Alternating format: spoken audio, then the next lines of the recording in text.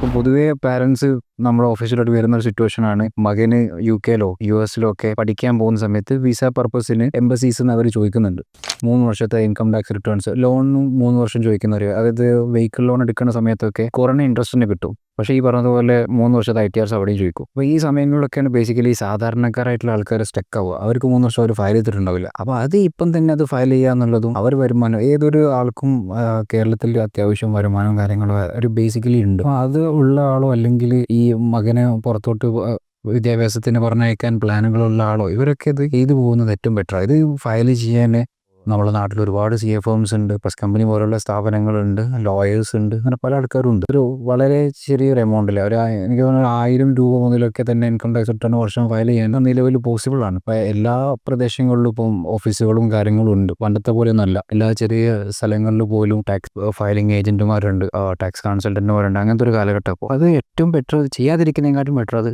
ചെയ്യാന്നുള്ളതാണ്.